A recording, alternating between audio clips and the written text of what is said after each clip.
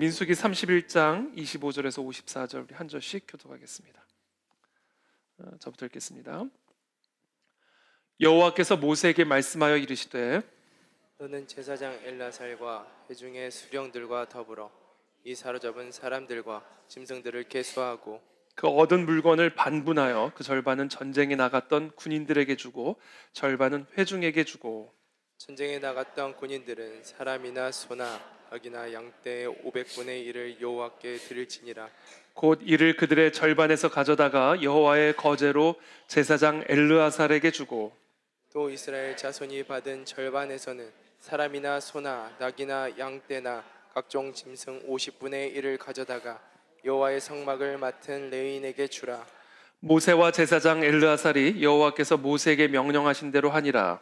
그 탈취물 곧 군인들의 다른 탈취물 외에 양이 67만 5천 마리요 소가 7만 2천 마리요 나귀가 6만 1천 마리요 사람은 남자와 동침하지 아니하여서 사내를 알지 못하는 여자가 도합 3만 2천 명이니 그 절반 곧 전쟁에 나갔던 자들의 소유가 양이 33만 7,500마리라.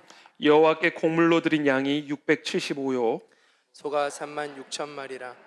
그 중에서 여호와께 곡물로 드린 것이 72마리요 나귀가 3만 500마리라 그 중에서 여호와께 곡물로 드린 것이 61마리요 사람이 1만 6천 명이라. 그 중에서 여호와께 곡물로 드린 자가 32명이니 여호와께 거제에 곡물로 드린 것을 모세가 제사장 엘르아살에게 주었으니 여호와께서 모세에게 명령하심과 같았더라. 모세가 전쟁에 나갔던 자에게서 나누어 이스라엘 자손에게 준 절반 곧 회중이 받은 절반은 양이 33만 7,500마리요 소가 3만 6천 마리요 나귀가 3만 500마리요 사람이 1만 6천 명이라. 이스라엘 자손의 그 절반에서 모세가 사람이나 짐승의 50분의 1을 취하여 여호와의 장막을 맡은 레위인에게 주었으니 여호와께서 모세에게 명령하심과 같았더라. 군대의 지휘관들 곧 천부장과 백부장들이 모세에게 나와서 모세에게 말하되 당신의 종들이 이끈 군인을 계수한즉 우리 중 한 사람도 축나지 아니하였기로 우리 각 사람이 받은 바 금 패물 곧 발목고리 손목고리 인장반지 귀고리 목걸이들을 여호와께 헌금으로 우리의 생명을 위하여 여호와 앞에 속죄하려고 가져왔나이다. 모세와 제사장 엘르아살이 그들에게서 그 금으로 만든 모든 패물을 취한즉 천부장과 백부장들이 여호와께 드린 거제의 금의 도합이 16,750세겔이니 군인들이 각기 자기를 위하여 탈취한 것이니라. 모세와 제사장 엘르아살이 천부장과 백부장들에게서 금을 취하여 회막에 들여 여호와 앞에서 이스라엘 자손의 기념을 삼았더라. 아멘. 네, 오늘 저는 죽도록 겸손하라라는 제목으로 우리 민수기 31장 25절에서 54절 31일장 내일 우리 생명의 삶 큐티 본문 말씀을 가지고 하나님의 말씀 함께 나누겠습니다. 오늘 본문 말씀은 우리가 어저께 본문 또 어저께 본문이죠. 우리 목요일자 본문 말씀에 이어지는 말씀입니다. 하나님께서 이 미디안 족속에 대해서 이스라엘 자손의 원수를 갚으라 이렇게 명령하시죠. 이 미디안 족속은 이 아브라함의 후처인 그두라의 아들의 후손들입니다. 이 미디안 족속은 이스라엘 백성들과 사실은 뗄래야 뗄 수 없는 관계죠. 혈연적으로도 아브라함의 후손이기 때문에 에서와 같이 이 아브라함의 혈통이기 때문에 이스라엘 백성들과 뗄래야 뗄 수 없는 그런 관계입니다. 특별히 또 모세의 장인이 미디안 사람이죠. 그렇기 때문에 모세의 처가가 미디안 족속인 것입니다. 근데 하나님께서 이 모세에게 이제 마지막 사명을 주시는데 이 미디안 족속들을 진멸하라라는 마지막 사명을 주십니다. 이 약속의 땅에 들어가기 직전에 이제 모세는 이 미디안 족속을 향한 하나님의 심판을 실행해야 할 그런 책임을 맡게 된 것이죠. 이 미디안 족속을 향하여 하나님이 심판하라고 명령하신 이유는 우리가 잘 알다시피 민수기 25장에서 부올이라는 지역에서 이 모압과 미디안 여인들이 이스라엘 남자들을 미혹하고 유혹을 해서 음행을 하게 하고 또 우상을 숭배하게 합니다. 그래서 그 결과로 하나님께서 이 이스라엘 백성들에게 전염병을 일으키셔서 2만 4천 명의 사람들이 목숨을 잃게 만드신 것이죠.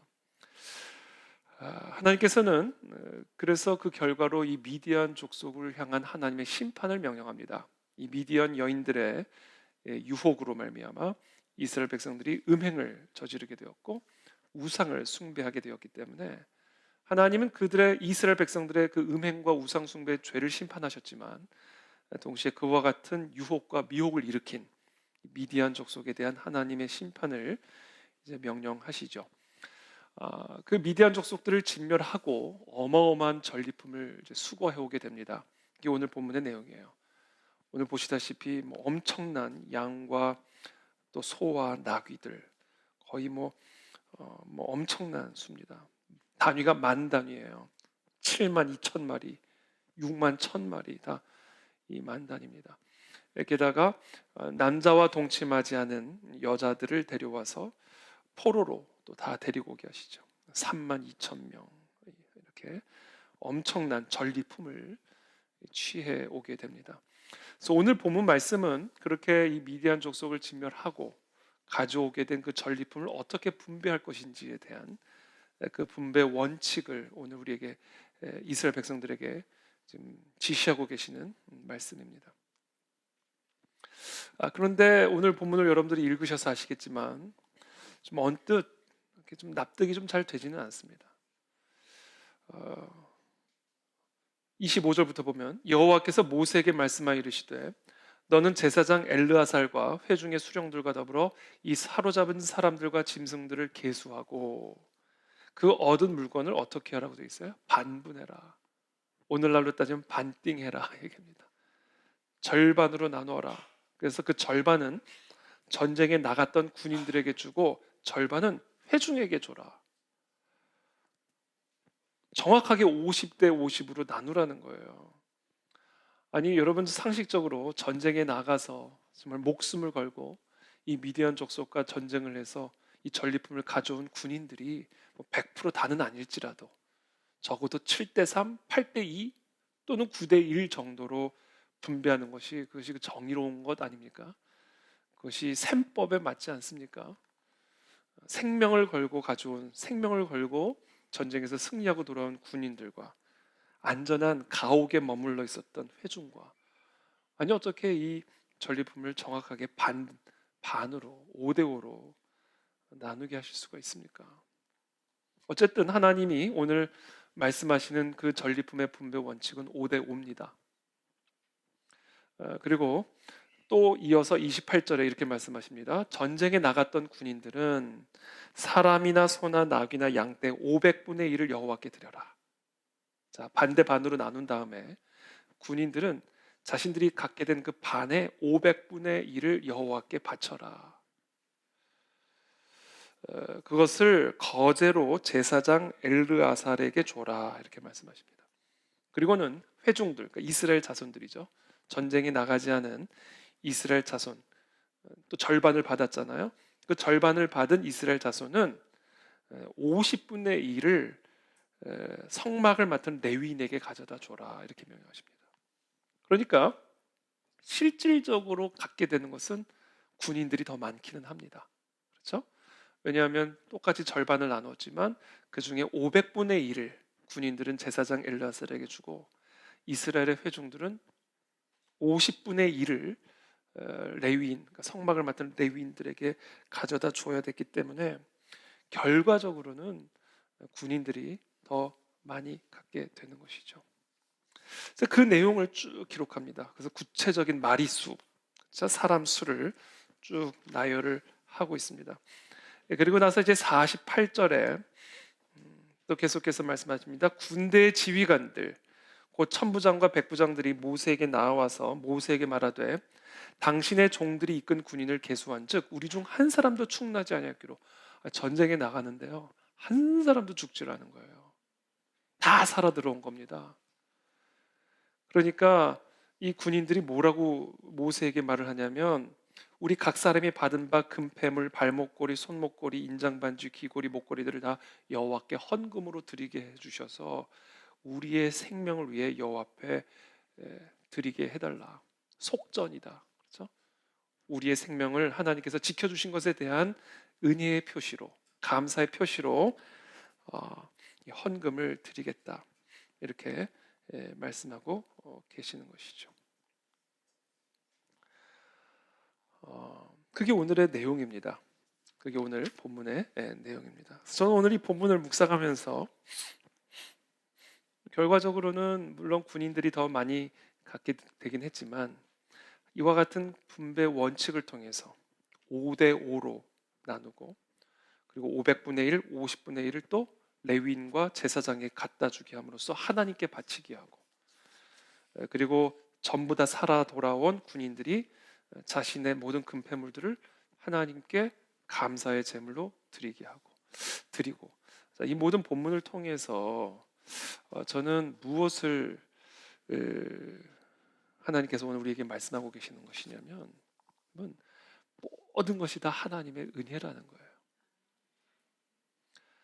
우리가 나가서 싸워서 이겨가지고 전리품을 가져온 것처럼 보이지만 그게 아니라는 거예요. 하나님의 은혜가 없었다면 싸워서 이길 수도 없었을 것이고 전리품을 가져올 수도 없었을 것이고 그래서 사실은 군인들이 나가서 싸워 이겨서 전리품을 가져온 게 아니라 이게 다 하나님의 은혜라는 겁니다. 하나님은 바로 이와 같은 전리품의 분배 원칙을 통해서 그와 같은 사실을 이스라엘 회중들에게 그리고 우리 모두에게 외치고 선포하고 천명하고 계시는 겁니다. 모든 것이 다 하나님의 은혜입니다, 여러분. 그것을 인정하고 고백하게 되기를 축복합니다. 예수님께서 이 천국을 누리는 비결, 우리가 천국에 들어갈 수 있는 그 원리, 천국의 문을 열 수 있는 그 열쇠를 참 다양한 비유를 통해서 말씀을 하시는데 그 중에 하나가 뭐냐면 이 포도원에 들여보낸 그 품꾼의 비유입니다. 여러분 다 기억하시죠? 집주인이 포도원 주인이 이 품꾼을 얻어서 이 포도원에 들여보내기 위해서 일찍 이른 아침에 나아갔습니다. 그리고는 만나는 사람들마다 하루 일당으로 한 데나리온을 약속한 거예요. 그래서 포도원에 다 들여보내서 일을 하게 한 겁니다. 오전 9시에 나가보니까 장터에 놀고 서 있는 사람들이 또 있는 거예요. 이른 아침에 나갔을 때 그렇게 약속하고 돌아오는데 오전 9시에 나가보니까 또 있는 거예요. 그래서 너희들도 그냥 놀고 있지 말고 포도원에 들어가라. 내가 너희에게 한 데나리온씩 주리라. 그렇게 해서 약속을 하고 품꾼을 자기 포도원에서 일을 하게 한 겁니다. 그리고 나서 한 3시간이 지나서 오후 12시에 또 나가보고 오후 3시에 또 나가보니까 동일하게 똑같이 그렇게 공터에서 앉아있는 사람들이 있었던 것입니다. 동일하게 한 데나리온을 약속하고 들어가라 이렇게 약속을 합니다. 오후 5시에 나갔더니 또 그렇게 있는 것이죠. 그러다가 이제 거의 이제 날이 저물어서 포도원 주인이 청지기에게 품꾼들을 불러서 나중 온 자로부터 시작해서 먼저 온 자에 이르기까지 싹쓸 계산해서 줘라. 그런데 오후 5시에 가장 늦게 들어온 사람들이요, 가장 일찍 오전 9시 또는 그보다 더 일찍 들어와서 하루 종일 일하는 사람과 똑같이 한 데나리온씩 받아가는 거예요. 여러분 같으면 어떻게 생각하시겠어요? 여러분들이 오전 9시부터 와가지고 하루 종일 저녁 6시까지 일을 했어요. 그리고는 오후 5시에 일을 하는 사람이 있었는데 5시에 일하는 사람과 내가 동일하게 한 데나리온씩 받아 나온다면 여러분 어떻겠어요? 파업하시겠죠. 노조를 결성하시겠죠. 이거는 이런 셈법이 어디 있습니까? 그렇죠? 그러니까 일찍 와서 먼저 온 자가 더 많은 것을 받을 것을 기대하고 있었지만 그렇게 되지 않자 집주인을, 포도원 주인을 원망합니다. 아니 어떻게 이럴 수가 있습니까? 어떻게 나중 온 사람과 하루 종일 수고하며 더위를 견딘 우리와 똑같은 싹스를 주실 수가 있습니까? 그러자 주인이 뭐라고 대답을 하셨냐면, 친구여, 내가 네게 잘못한 것이 없노라. 네가 나와 한 데나리온의 약속을 하지 아니하였느냐? 네 것이나 가지고 가라. 나중 온 이 사람에게 너와 같이 주는 것이 내 뜻이니라. 내 것을 가지고 내 뜻대로 할 것이 아니냐? 내가 선함으로 네가 악하게 보느냐?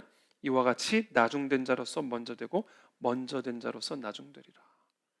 저는 이 비유가 정말로 이해가 잘 되질 않았어요. 아니 도대체 이게 왜 천국의 비밀일까? 너무 불쾌하게 느껴지고 억울하게 느껴지고 되게 심지어 불이하게 느껴지는 거예요. 근데 제가 가만히 생각해 보니까 내가 이 비유가 왜 이렇게 불편한가 생각했더니 제가 제 자신을 오전 9시에 들어온 사람으로 간주를 하고 있더라고요. 그러니까 억울하게 느껴지는 거예요. 많은 사람들이 이 비유를 이해하기 어려워합니다. 불공평하게 느껴지고 심지어 불의하다고 느낍니다. 예수님의 셈법이 엉터리 같이 느껴지죠. 뒤죽박죽. 하나님의 나라가 이런 것인가? 그런데 이 황당한 비유를 도무지 이 세상의 논리와 셈법에 맞지 않는 이 황당한 비유를 우리가 이해할 수 있는 그 열쇠가 이 포도원 주인의 말 안에 담겨져 있습니다. 마태복음 20장 15절의 말씀입니다. 함께 읽어보겠습니다. 시작. 내 것을 가지고 내 뜻대로 할 것이 아니냐? 내가 선함으로 네가 악하게 보느냐? 이거를 이해하지 않으면 오늘 이 비유를 도무지 이해할 수가 없습니다. 하나님의 이 셈법을 도무지 이해할 수가 없습니다. 내 것을 가지고 내 뜻대로 할 것이 아니냐? 내가 선함으로 네가 악하게 보느냐?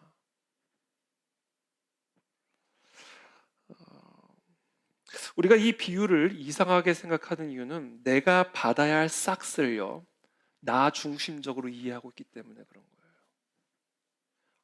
내가 받아야 할 싹인데 내가 노동한 대가로 이 싹을 받는다고 생각하니까, 그러니까 나 중심적으로 나를 기준으로 지금 이 싹을 계산을 하니까 억울하고 불의하고 엉터리 셈법처럼 느껴지는 겁니다.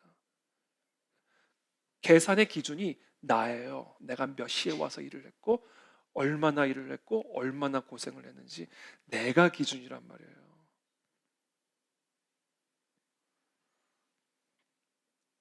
내가 받아야 할 싹은 내가 일한 노동의 대가라는 생각입니다. 그러나 주님이 지금 말씀하시는 거예요. 너 그렇게 계산하는 게 잘못된 거다. 아니 내 것을 가지고 내 뜻대로 주는데 네가 왜 난리냐 이 얘기하시는 겁니다. 이제 여기서 주님이 지금 포도원 주인이 말하는 내 것이란 건 뭘까요? 우리 주님이 지금 말씀하고 계시는 이 내 것이란 무엇일까요? 일단 1차적으로는 일꾼이 받게 되는 싹스를 의미하죠. 그렇잖아요. 싹스는 포도원 주인 거잖아요. 그런데 그것만이 아니죠. 그 싹만이 주인 것이 아니죠. 이 품꾼이 일할 수 있는 기회를 누가 준 겁니까? 주인이 준 거예요. 그냥 공터에서 놀고 있는 사람에게 찾아가서 내가 이렇게 줄 테니까 들어가서 일을 하라. 그 기회를 누가 준 거? 그 기회도 주님 거예요. 그럼 기회만 주님 것입니까? 아니 일을 할 수 있는 다리가 있고 팔이 있고 일을 할 수 있는 건강이 있고 일을 할 수 있는 능력이 있고 일을 할 수 있는 그 생명은 누가 준 겁니까? 그건 내 겁니까? 그거 다 주님 거라는 얘기입니다. 지금 이 비유를 통해서 하시는 말씀이 그거예요. 애시당초 처음부터 끝까지 네 건 하나도 없었다. 너 그 코끝에 붙어 있는 그 생명은 누가 준 거냐? 네 그 멀쩡한 팔과 다리는 누가 준 거냐? 생각할 수 있는 네 뇌는 누가 준 거냐? 아니 네가 일을 할 수 있는 이런 기회는 도대체 누가 준 거냐? 그걸 네가 스스로 얻은 것이라 생각. 그게 네 거냐? 아니라는 거예요. 도대체 네게 뭐냐? 모든 게 다 내 것이고 내 뜻대로 내 것을 너에게 준 것인데 어찌하여 너는 마치 이 모든 것이 너 것인 양 계산을 하느냐? 도대체 누가 엉터리 셈법을 가지고 있는 것이냐? 도대체 누가 불의한 것이냐?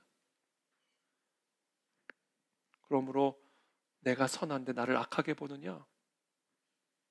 내가 준 것을 가지고 가라. 그렇게 말씀하시는 거예요.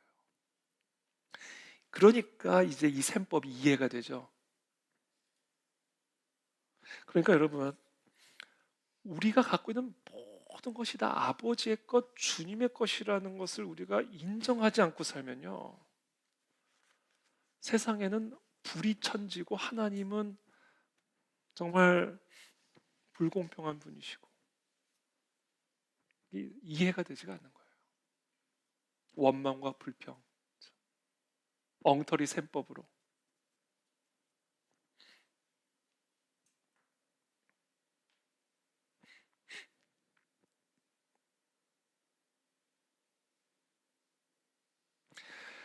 그러니까 여러분, 오늘 이 본문을 통해서 우리가 알아야 할 게 있습니다. 오늘 그 전리품의 분배 원칙을 통해서 하나님 우리에게 정말로 엄중하게 지금 정신 똑바로 차리고 들으라는 거예요. 도대체 네 게 뭐냐? 내가 네 것을 다 뺏어 가봐야 네 게 뭔지를 알겠느냐? 이 말씀하시는 겁니다. 엄중한 말씀이에요. 네 다리가 네 거라고 생각하느냐? 네가 밟고 있는 이 땅이 네 거라고 생각하느냐? 네 나라가 네 거라고 생각하느냐? 도대체 너의 게 뭐냐? 너의 자녀가 너 거라고 생각하느냐?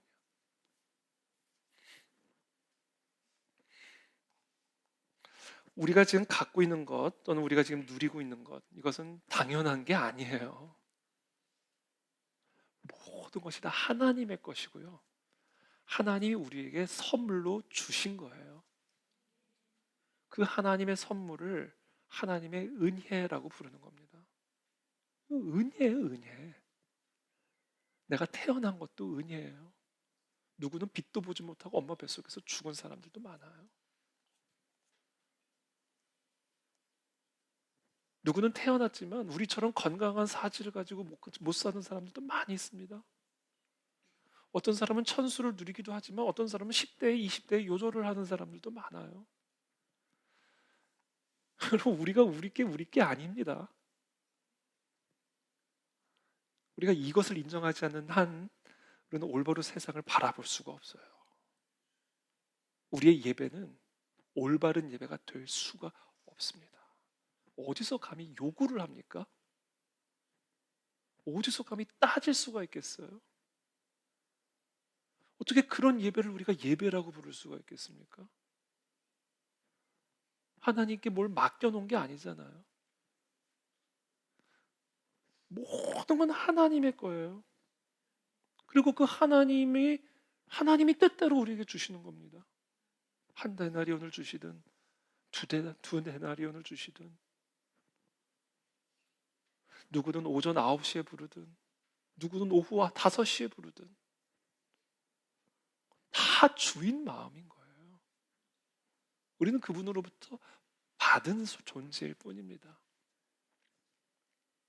그러니까 모든 게 다 하나님의 것이요. 그러므로 내가 갖고 있고 지금 내가 누리고 있는 모든 것은 하나님의 선물이요. 하나님의 은혜인 겁니다. 이 마음이 우리 안에서 회복되기 전까지는 우리의 예배는 예배가 아니에요. 우리의 기도는 기도가 아닙니다.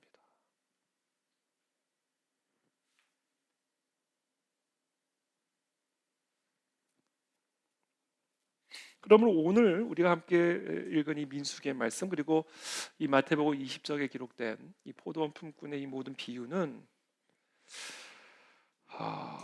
우리가 갖고 있는 모든 것들은 하나님의 선물이요 은혜라는 사실을 우리에게 가르쳐주고 있는 말씀인 것입니다.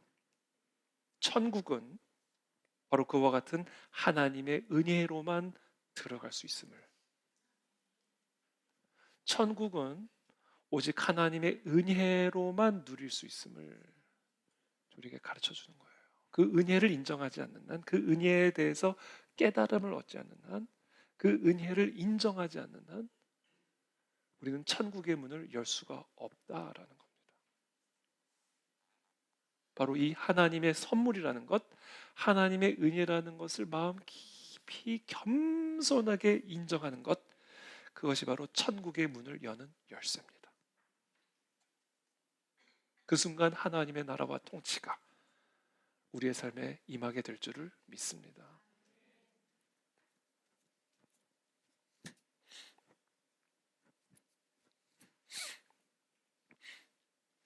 그래서 제가 오늘 오늘 이 민수기 말씀을 묵상하다가 성경의 제일 첫 구절로 돌아갔어요. 창세기 1장 1절 말씀이죠.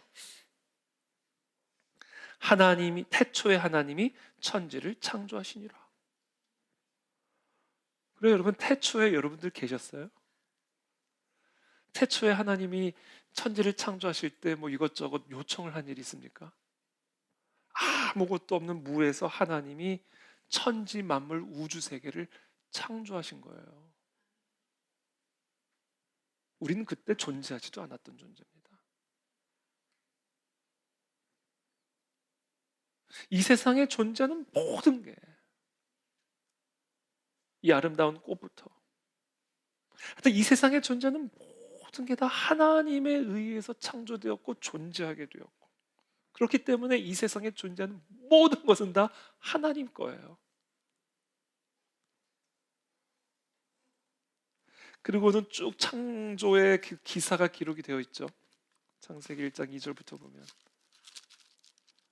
땅이 혼돈하고 공허하며 흑암이 깊음 위에 있고 하나님의 영은 수면 위에 운행하시느니라. 하나님이 이르시되 빛이 있으라 하시니 빛이 있었고. 그렇죠? 빛이 하나님 보시기에 좋았더라. 그리고는 빛과 어둠을 나누셨어요. 여러분, 다 이 모든 것들이 하나님이 행하신 일이고 하나님에 의해 존재하게 된 거예요. 빛을 낮이라 부르시고 어둠을 밤이라 부르셨어요. 이게 다 하나님의 작품들입니다. 물 가운데 궁창이 있어 물과 물로 나뉘라 하시고 하나님이 궁창을 만드사 궁창 아래에 물과 궁창 위에 물로 나뉘게 하시니 그대로 되니라. 그리고는 그 궁창을 하늘이라 부르시니라. 또 천하의 물이 한 것으로 모이고 묻이 드러나라 하니까 그대로 됐어요. 땅이 된 겁니다. 그리고 물이 모인 곳을 바다라 부르신 거예요. 이게 우리가 존재하기도 전에, 인간이라는 존재가 존재하기도 전에 하나님께서 이 모든 천지 만물을 창조하신 그 내용들을 지금 기록하고 있는 거예요. 하나님이 이르시되 땅은 풀과 씨 맺는 채소와 각기 종류대로 씨 가진 열매 맺는 나무를 내라 하시니 그대로 돼요. 우리가 나무를 심어서 나무가 지금 열리는 게 아닙니다. 씨를 심어서 우리가 지금 꽃을 피우고 열매를 먹고 마시는 게 아니에요. 우리가 한 일은 하나도 없어요. 하나님이 이렇게 창조하셨기 때문에 우리가 그것을 받은 거죠. 그러니까 지금 이 창세기의 이 창조 기사는요, 모든 이 세상에 존재하는 모든 것이 다 하나님에 의해 존재하게 되었고, 그러니까 다 하나님 거라는 얘기를 하고 계시는 거예요. 우리 거 하나도 없는 겁니다. 우리가 요청하거나 요구한 것 하나도 없어. 다 하나님 거. 땅의 짐승, 바다의 짐승, 그리고는 하나님이 사람을 창조하신 거예요. 하나님이 안 창조하셨으면 없는 겁니다. 사람이라는 존재는. 근데 하나님이 창조하셨기 때문에 저와 여러분들이 존재하게 된 거예요. 그게 우리의 시작이에요. 그러면서 하나님이 이르시되 내가 온 지면에 씨 맺는 모든 채소와 씨 가진 열매 맺는 모든 나무를 너희에게 주노니 너희의 먹을거리가 되리라. 우리가 먹을거리들.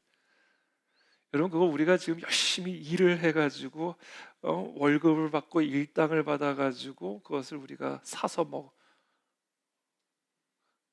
내 노동의 대가라고 생각하십니까? 더 깊이 들어가셔야 돼요. 그 열매를, 그 씨를 누가 창조하셨는가? 그 채소를 누가 창조하셨는가? 이 먹을거리라는 것 자체를 누가 존재하게 하셨는가? 하나님이 존재하게 하셨다라는 거예요. 땅의 모든 짐승과 하늘의 모든 새와 생명이 있어 땅에 기는 모든 것에게는 내가 모든 풀을 먹을거리로 주노라 하시니 그대로 되니라. 하나님이 주신 거예요. 너희에게 주노니 푸른 풀을 먹을거리로 주노라. 다 주신 거예요. 다 하나님 겁니다. 특별히 하나님께서 사람을 창조하시던 장면을 창세기 2장 7절에서 이렇게 말합니다. 여호와 하나님이 땅의 흙으로 사람을 지으시고 생기를 그 코에 불어넣으시니 사람이 생명이 되니라. 흙으로 사람을 지으셨단 말이에요, 하나님이. 그러는 그 코에다가 하나님이 생기를 후 불어넣으시니까 그때부터 사람이 생명체가 되었다. 생명을 가진 존재가 되었다라는 거예요. 그 도대체 우리가 받지 않는 게 뭐가 있습니까? 우리가 우리 스스로 얻은 게 도대체 뭐가 있습니까? 또 얻을 수 있는 게 도대체 뭐가 있습니까? 우리가 이 엄청난 망상에서 깨어나야 된다고요. 내가 열심히 공부를 해서 대학을 간 게 아니에요. 내가 열심히 일을 해서 돈을 모은 게 아닙니다. 내가 열심히 운동을 했기 때문에 건강을 지킨 게 아니에요. 내가 뭘 해서 뭐가 된 게 아니에요. 이 엄청난 망상에서 깨어나야 된단 말입니다. 이게 진짜 우리가 회개해야 할 죄예요. 마치 내가 내 힘과 내 의지와 내 노력으로 뭔가를 이루었고 뭔가를 이룰 수 있는 것처럼 어마어마한 망상에 사로잡혀 살아가고 있는 거예요.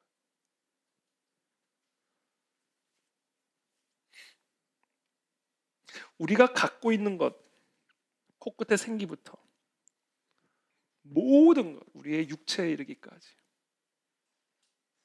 모든 것은 다 하나님이 주신 것이고 하나님으로부터 받은 선물이요 은혜입니다. 골로새서 1장 17절 말씀 함께 읽어보겠습니다. 시작. 또한 그 만물보다 먼저 계시고 만물이 그 안에 함께 섰느니라. 그렇죠. 하나님은 만물보다 먼저 계셨고요. 만물이 그 안에 서 있는 거예요. 이게 다 하나님 거라는 거예요. 하나님에 의해서 지탱되고 있는 겁니다. 사도행전 17장 28절 또 함께 읽습니다. 시작. 우리가 그를 힘입어 기동하며 존재하느니라. 우리는 그를 힘입어 살고 있는 거예요. 기동하고 있는 겁니다. 존재하고 있는 거예요. 오늘 이것을 여러분 겸허하게 인정하게 되기를 축복합니다. 평생 우리 죽을 때까지, 천국에 가는 그날 때까지 우리는 그래서 죽도록 겸손해야 됩니다. 죽도록 겸손해야 돼요. 그냥 겸손한 게 아니라 죽도록 겸손해야 돼요. 내 거 하나도 없고 내가 할 수 있는 것도 하나도 없어요. 이게 다 오직 하나님의 은혜로만 서 있을 수 있고 하나님의 선물을 받지 않으면 우리는 살 수 없는 존재입니다.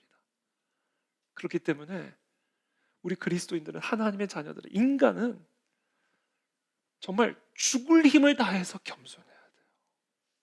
죽을 힘을 다해서. 그게 예배입니다.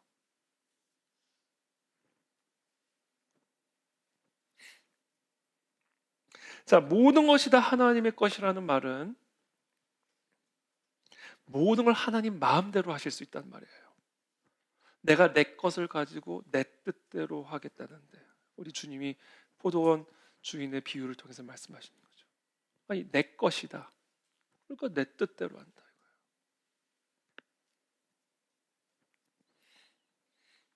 바로 이와 같은 하나님의 은혜와 그리고 하나님의 그 주권을 인정하는 것, 모든 것은 하나님의 것이요 하나님의 뜻대로 하신다. 하나님의 은혜와 하나님의 주권을 마음 중심으로 항상 인정하는 것, 그래서 그 은혜와 주권 앞에 나는 아무것도 아닌 존재라는 것을 죽도록 겸손하게 그 마음을 지켜내는 것, 그것이 예배고, 바로 그와 같은 예배가 천국의 문을 열 수 있는 열쇠입니다. 우리 모두가 그와 같은 마음을 가지고 살아가게 되면 반드시 우리의 삶에 하나님의 나라가 임하게 될 줄을 믿습니다. 치유가 임하게 될 것이고, 길이 열리게 될 것이고, 공급이 열리게 될 것입니다. 그것을 깨닫기 전까지는 우리는 그 어떤 하나님의 나라도 누릴 수가 없어요.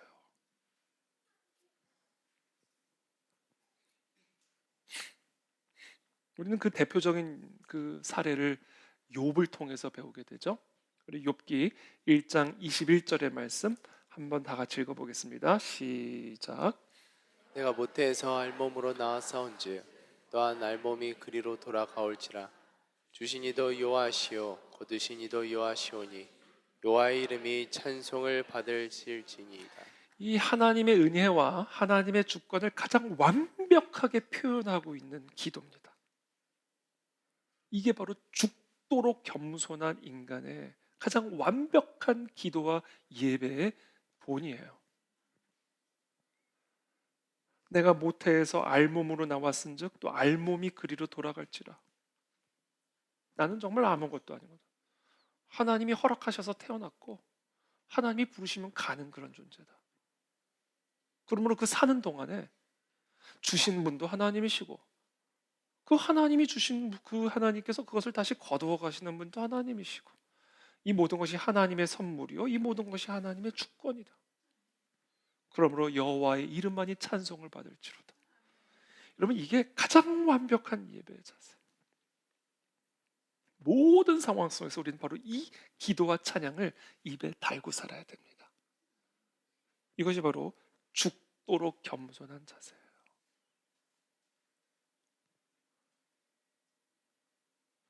하나님께서는 어느 날 선지자 예레미야를 토기장의 집으로 보내십니다.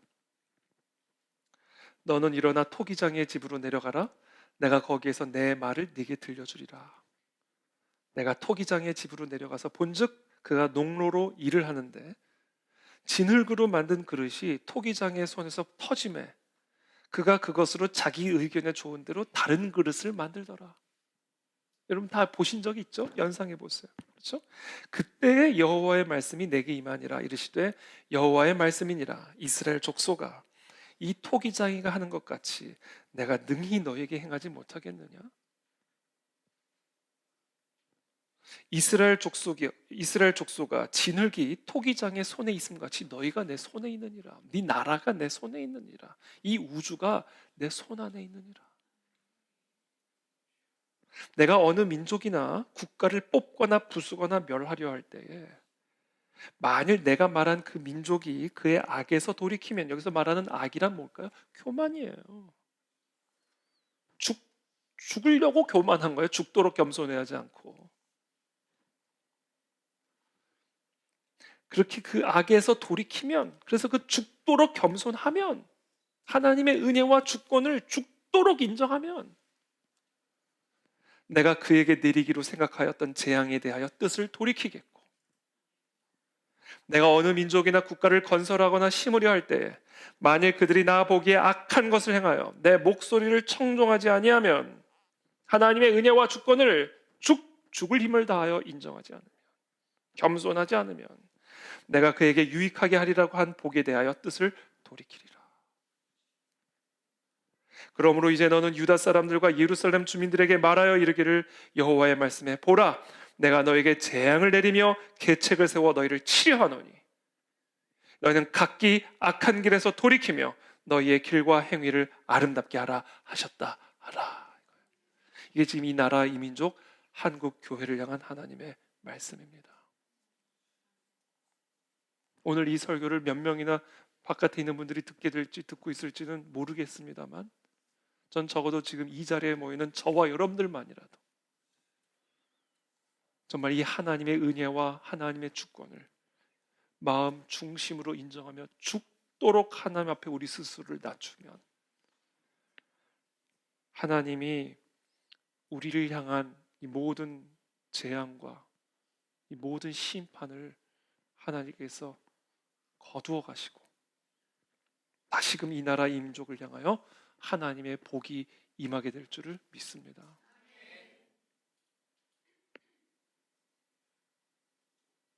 그러나 12절에 그들이 말하기를 이는 헛되니 우리는 우리의 계획대로 행하며 우리는 각기 악한 마음이 완악한 대로 행하리라 하느니라. 끝까지 하나님의 은혜라는 사실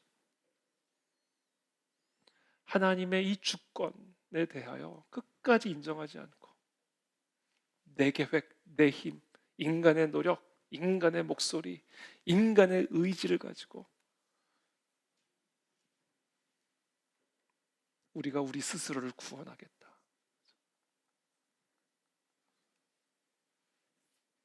그것이 바로 죄예요. 그게 원죄고 그게 악이에요. 그래서요 물론 모든 원죄는요, 모든 죄의 뿌리는요, 교만이에요.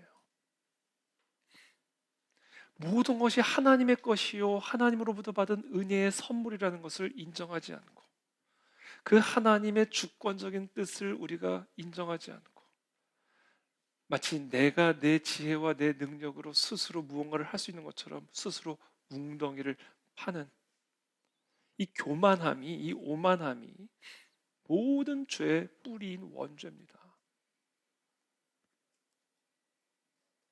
여호와 하나님이 그 사람에게 명하여 이르시되 동산 각종 나무의 열매는 네가 임의로 먹되 선악을 알게 하는 나무의 열매는 먹지 말라.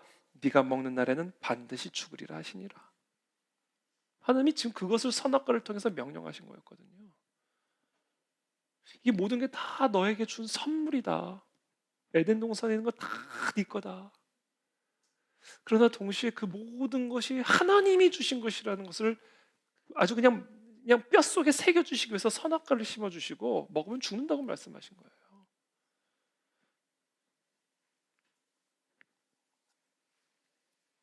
그러니까 지금 창세기 2장에 이 선악과를 통해서 하나님이 우리 모두에게 선포하고 계시는 말씀, 오늘 이 본문을 통해서 그 천국의 포도원 그 비유를 통해서 우리 하나님이 오늘 저와 여러분들에게 주시는 메시지는 이거예요. 모든 것이 하나님의 은혜임을 인정하지 않고 하나님의 주권을 온전하게 의지하지 않는 자는 반드시 죽으리라. 반드시 죽으리라. 반면에 모든 것이 하나님의 은혜임을 인정하고 전적으로 죽을 힘을 다하여 하나님의 주권만을 의지하는 자는 반드시 살아나리라 이거예요. 이게 오늘 하나님이 우리에게 주신 메시지입니다.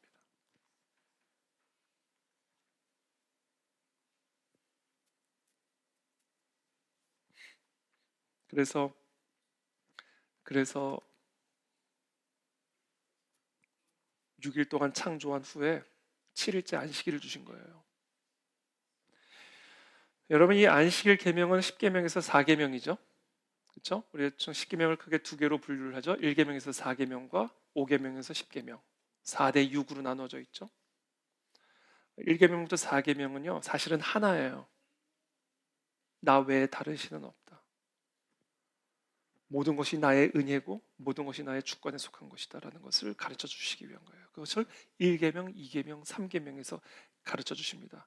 나 외에 다른 신을 두지 말고 어떤 우상도 만들지 말고 여호와 이름을 절대로 망령되게 일컫지 말아라. 그리고는 이 1계명부터 3계명의 이 결론이 뭐냐면 4계명이에요. 그러니까 우리가 정말로 하나님을 우리의 주권자로 인정을 하고 그분을 진정으로 우리의 유일한 만군의 하나님으로 인정한다면요. 그 결론이 뭐냐면요.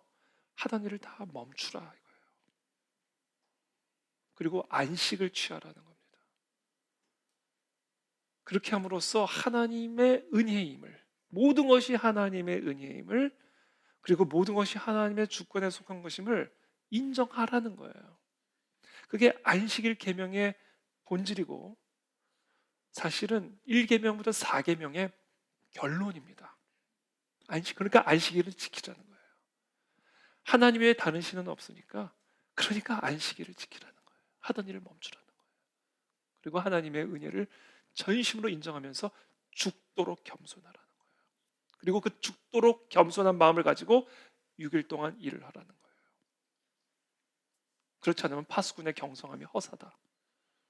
집을 짓는 모든 건축자의 수고가 헛되다. 그것을 이 십계명을 통해서 우리에게 말씀하고 계시는 겁니다. 그래서 결론적으로 결국 그 모든 그래서 하나님이 우리의 그 원죄, 그 교만함, 그렇죠? 하나님의 은혜를 인정하지 않고 하나님의 주권을 인정하지 않는 그 타락한 인간을 그 죄와 그 죄의 싹신 사망으로부터 우리를 건져내시기 위해서 그 구원의 방법으로 선택하신 것이 그래서 뭐냐면 하나님의 은혜예요. 하나님의 은혜를 몰라서 타락한 이 죄인들을 다시금 깨우쳐 줄 수 있는 유일한 길이 하나님의 은혜를 보여주는 거예요. 그 하나님의 은혜를 가지고 하나님의 은혜를 가르쳐 주시는 겁니다. 무슨 얘기인지 이해가 되셨죠? 하나님의 은혜를 인정하지 않는 이 죄인들에게 하나님의 은혜를 보여줌으로써 그 교만하고 오만한 그 악에서부터 이게 은혜구나. 그렇구나. 이 은혜가 없이는 우리는 살 수가 없는 거구나. 바로 예수 그리스도의 그 십자가 대속의 은혜로 말미암아 우리가 하나님의 은혜라는 게 무언가를 배우게 되었고, 그리고 우리가 깨닫게 된 거야. 우리는 하나님의 은혜로만 살 수 있는 존재구나. 하나님의 주권적인 은혜로만 살 수 있는 존재라는 거다. 그것을 바로 예수 그리스도의 십자가를 통해서 가르쳐 주시는 겁니다. 그러니까 우리가 정말로 그리스도의 복음을 믿는 자라고 한다면 죽도록 겸손하게 살아야 돼요. 너희가 이 마음을 품으리니 곧 예수 그리스도의 마음을 품으라. 그는 본체 하나님의 형상이지만 스스로 하나님처럼 높임을 받을 것으로 여기지 않고 죄인의 형상으로 오셔서 죽기까지 복종함으로 온 하늘과 땅의 모든 이름보다 더 뛰어난 이름을 받게 되었다. 우리가 진정으로 그리스도의 복음을 믿는 자라고 한다면 우리는 죽을 만큼 겸손해야 됩니다. 그것이 오늘 우리가 들어야 할 메시지입니다. 그래서 오늘 마지막으로 역대하 우리 7장 13절부터 15절 말씀 한번 다 같이 읽고 함께 기도하며 나갈 텐데요. 우리 13절부터 15절 다 함께 읽겠습니다. 시작. 혹 내가 하늘을 닫고 비를 내리지 아니하거나 혹 메뚜기들에게 토산을 먹게 하거나 혹 전염병이 내 백성 가운데 유행하게 할 때 내 이름으로 일컫는 내 백성이 그들의 악한 길에서 떠나 스스로 낮추고 기도하여 내 얼굴을 찾으면 내가 하늘에서 듣고 그들의 죄를 사하고 그들의 땅을 고칠지라. 이제 이곳에서 하는 기도에 내가 눈을 들고 귀를 기울이니. 아멘. 그렇습니다, 여러분. 우리가 그냥 무조건 기도한다고 되는 게 아니에요. 그 오전 9시에 온 그 품꾼처럼 기도를 하면 그 기도는 오히려 하나님의 재앙과 심판을 부르는 기도가 될 수밖에 없는 것입니다. 오늘 하나님은 말씀하시죠. 혹시 하늘에서 비가 내리지 않거나 메뚜기들에게 토산을 먹게 하거나 혹시라도 전염병이 유행하게 되거든 그때는 뭐를 해야 되냐면 이게 다 하나님의 은혜였던 것이구나. 우리가 뭐 농사를 잘 지어서 뭐 농사물이 많았던 것이 아니고 이게 다 하나님이 비를 주셨기 때문에, 하나님의 메뚜기를 막아주셨기 때문에, 하나님이 저 전염병을 다 막아주셨기 때문에 우리가 이렇게 살 수 있었던 것이구나 를 깨닫고, 모든 것이 하나님의 선물임을 깨닫고, 그리고 그 하나님의 뜻대로 모든 것이 이루어진다는 그 하나님의 주권을 죽을 만큼 인정하여 스스로 낮추고 기도를 하면, 그러면 내가 하늘에서 듣고 그들의 죄를 용서해 줄 것이고 그들의 땅을 고치리라. 내가 그때부터 내가 너희들의 기도에 귀를 기울이라. 이렇게 말씀하셨습니다. 그러므로 오늘 이 시간 정말 우리가 특별히 우리 개인적인 상황이든 우리 국가적인 상황이든 이 모든 상황을 통해서 지금 하나님이 주시는 메시지는 분명합니다. 죽을 만큼 겸손하라. 죽을 힘을 다하여 겸손하라. 우리는 마치 물에 뜨는 그 부력의 원칙에 따라 물에 뜨는 그런 어떤 그런 물건들처럼 우리는 끊임없이 우리 스스로를 높입니다. 우리를 자랑합니다. 나의 지혜를 자랑하고 내가 이룬 업적을 자랑하고 내가 갖게 된 것을 자랑하고 정말 우리는 그렇기 때문에 우리는 본성이 타락한 죄성을 가진 본성으로서 우리는 끊임없이 우리를 높이고 우리를 자랑하고 우리를 의존하고 있기 때문에 정말 죽을 힘을 다해서 우리를 낮추고 정말 하나님의 은혜와 주권을 인정하는 그런 자세로 살아가지 않으면 우리의 기도 자체가 오히려 재앙을 부르는 기도가 될 수밖에 없을 것이고 우리의 모든 예배 자체가 나를 섬기는 우상 숭배가 될 수밖에 없을 것입니다. 그래서 오늘 하나님께서 말씀하신 대로 스스로 낮춰라. 죽기까지 낮춰서 기도해라. 그러면 내가 들으리라. 고치리라. 회복하리라. 그것이 바로 천국의 문을 여는 열쇠입니다. 우리가 그렇게 오늘 이 시간 우리의 그런 마음을 품고 함께 기도하며 나가도록 하겠습니다. 기도하겠습니다.